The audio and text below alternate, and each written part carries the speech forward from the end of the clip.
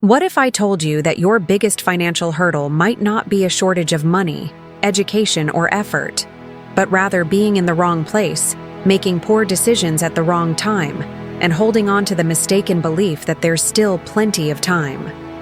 Does that resonate with you? The truth is, many people work incredibly hard, study diligently, and make significant sacrifices, only to end up frustrated, exhausted, and feeling as though they haven't moved forward. This isn't about bad luck. It's about a deficit in strategy. When you're young, hardly anyone tells you this directly, but the environment you inhabit subtly dictates the limits of your life. It's not about social standing, lavishness, or looking down on your origins. It's about probability. It's about the people you cross paths with daily, the conversations you unwittingly overhear, and what begins to appear achievable or out of reach in your own mind. Consider this. How many pivotal life choices have been swayed by those closest to you? Your career path, college selection, aspirations, even your definition of success. If everyone around you believes that a modest income is normal, that entrepreneurship is too hazardous, or that investing is solely for the affluent, these notions seep into your consciousness as unquestionable truths. The most dangerous part is that this isn't a conscious process. You don't deliberately decide to restrict yourself. You merely acclimate. Research in social psychology and behavioral economics indicates that humans tend to adopt the behaviors of their social groups, particularly concerning financial choices. This clarifies why individuals of comparable capability can have vastly different life trajectories, simply due to being in disparate environments. It's not innate talent, it's the exposure they receive. Now, pause and honestly ask yourself, how many chances have you let slip by simply because you never encountered someone who demonstrated that they were attainable? How many ideas did you never even pursue because no one in your orbit had ever attempted anything similar? A compelling real-world example of this phenomenon unfolded in Brazil throughout the 20th century during the rural exodus. Millions of young people migrated from small towns and rural regions to seek new lives in urban centers like São Paulo. Most didn't become wealthy, but something fundamentally shifted: access. Access to jobs, education, professional networks, and information. Individuals who, had they remained in their original settings, would likely have replicated the exact same destinies as prior generations, suddenly gained options. And having options, by itself, is an immense privilege. And here's a point that might be uncomfortable but needs to be stated. It's not enough to merely reside in a better location. You must actively embed yourself in the appropriate environments. You could be in a sprawling city, yet remain confined to a tiny bubble, surrounded by the same discussions, the same restrictive beliefs, and the same anxieties. Environment isn't purely geographical, it's profoundly social. How often have you felt out of your depth when listening to someone discuss investments, ventures, or ambitious projects? That very discomfort is actually a positive indicator. It suggests you're in an environment that has the potential to elevate you, not merely hold you in place. There's an old adage, often attributed to a Roman philosopher, that encapsulates this perfectly. Luck is what happens when preparation meets opportunity. Yet, few mention that opportunity appears far more often in dynamic environments, places where things are constantly unfolding, where individuals are actively striving, where errors are not perceived as shameful, but as an integral part of the growth process. A well-known public illustration of this is Silicon Valley. It's not that the people there are genetically predisposed to be more intelligent. Rather, they are immersed in innovation, capital, fresh ideas, and individuals constantly pushing boundaries. This dramatically elevates the chances of someone in that environment creating something impactful. It's a matter of statistics, not sorcery. Now, perhaps you're thinking, but I can't just relocate right now. And that's perfectly fine. This advice isn't about impulsive choices, it's about strategy. Sometimes, change begins digitally. Online communities, virtual events, courses, study groups, or connecting with people who speak the language of the future you wish to inhabit. As you start engaging with these environments, your perspective slowly expands. Allow me to pose an uncomfortable but necessary question. If you remain in the exact same environment for the next 5 years, associating with the identical people and hearing the same old rhetoric, do you genuinely believe your life will be significantly different? Or, deep down, do you already know the answer? Changing your surroundings doesn't assure success. However, staying in an environment that restricts you virtually guarantees stagnation. And when you are young, time is the most precious asset you possess. Squandering it in the wrong place exacts a much higher toll than you might realize. There's a silent trap that ensnares most people for decades, and it has nothing to do with earning too little money. It concerns a fundamental misunderstanding of how money operates. From an early age, almost everyone is taught to study, work hard, and strive. Yet no one explains what to do with money once it's in their possession. And that's precisely where many lose the game without even realizing it. You could excel in your profession, switch careers multiple times, and earn more over the years, yet still end up tired, worried, and dependent in old age, simply because you never learned to protect and grow what you earn. Money flows in and out. It always flows out. If you don't understand why, the problem isn't your income. It's a deficit in financial literacy. Research in economic psychology reveals that the primary source of financial anxiety isn't a low income, but rather unpredictability. Individuals who don't track their spending, know their savings, or understand how much they lose to inflation live in a constant state of tension. It's that feeling of working tirelessly, yet never getting ahead. This isn't ill fortune, it's financial ignorance in the truest sense of the word. It was simply never taught. Now, consider this carefully. Even in what's considered an optimistic scenario, with an average inflation rate of 4% annually, a common occurrence in many countries, $10,000 saved and earning virtually nothing will lose roughly half of its purchasing power in approximately 18 years. This means that even without spending, you become poorer over time. It's akin to running on a treadmill that's steadily accelerating, while you mistakenly believe you're standing safely still. And then comes a hard truth to swallow. In today's world, every adult is compelled to invest, whether they want to or not. Not investing is already a decision, and it's one that exacts a high price in the future.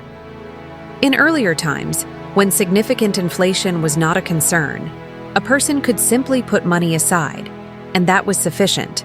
That reality no longer holds true. A painful real-world example of this occurred with thousands of retirees globally who relied solely on basic savings accounts or fixed-income instruments for decades.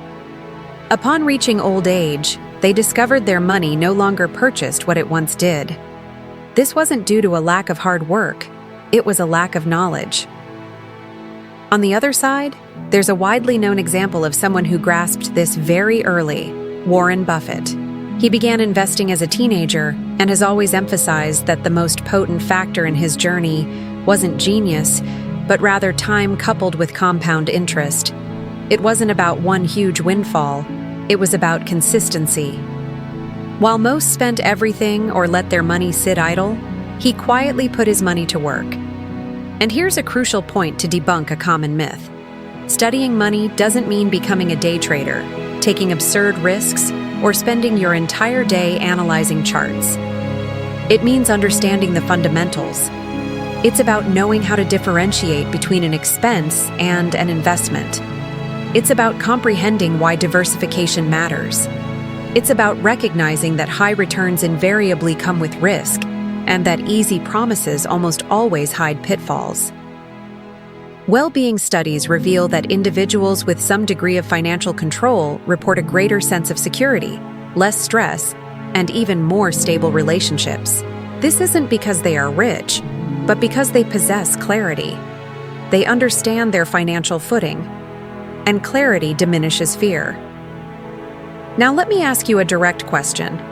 If you were to lose your income today for 6 months, how long could you sustain yourself before falling into despair?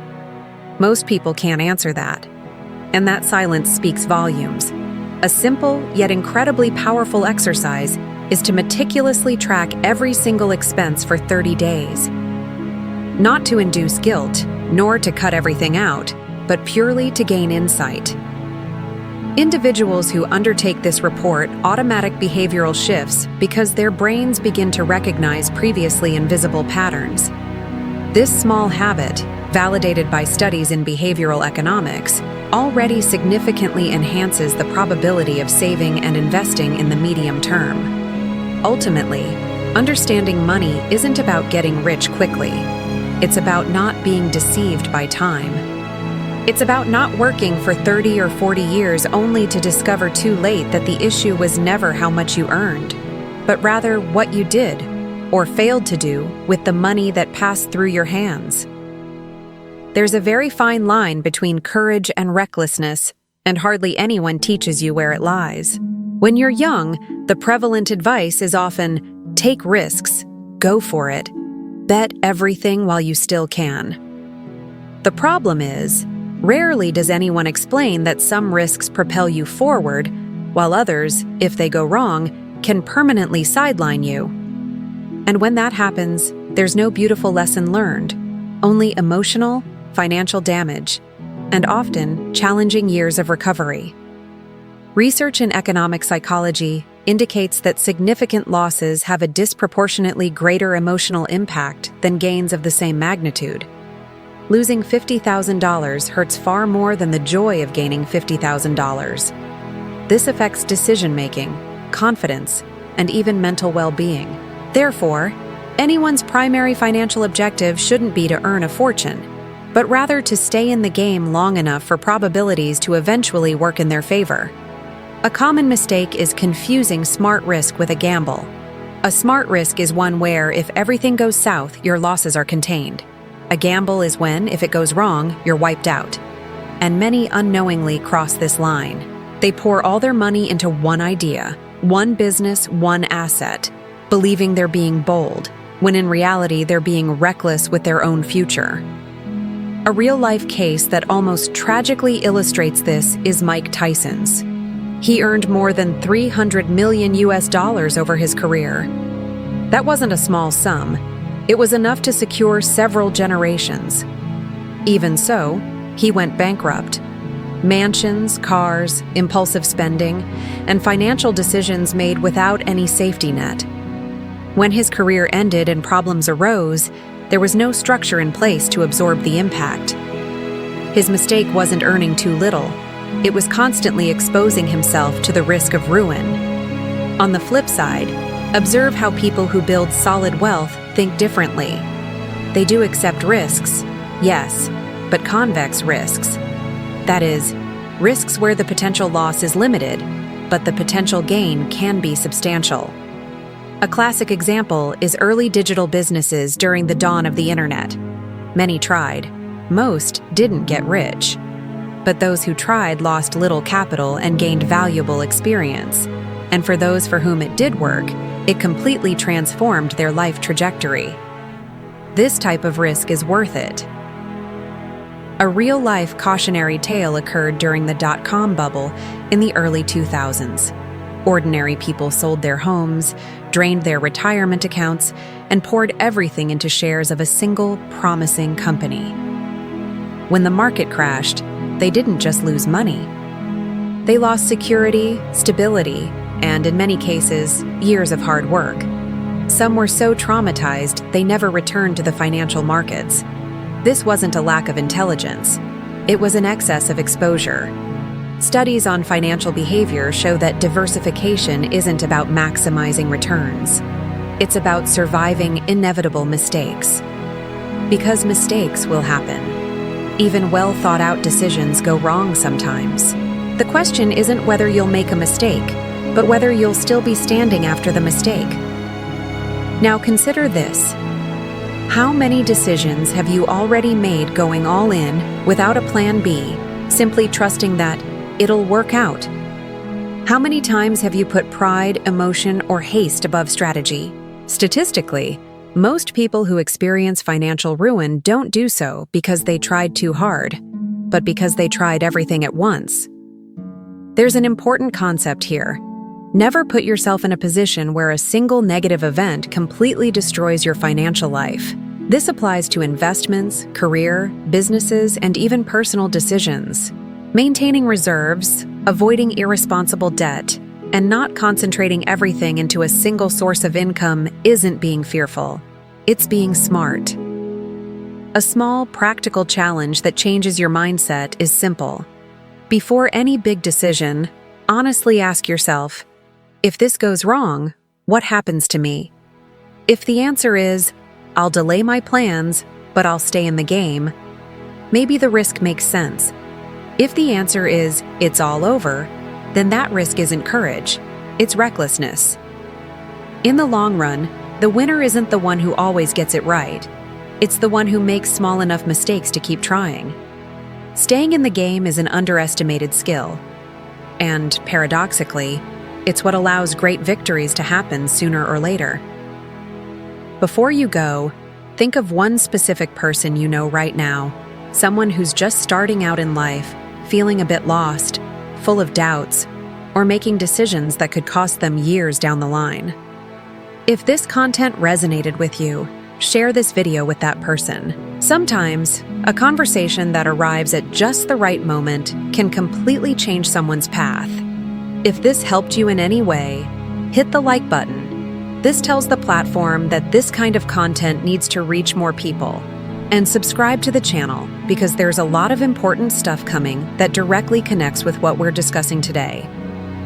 Thank you for staying with me this far. We'll continue this conversation in the next video.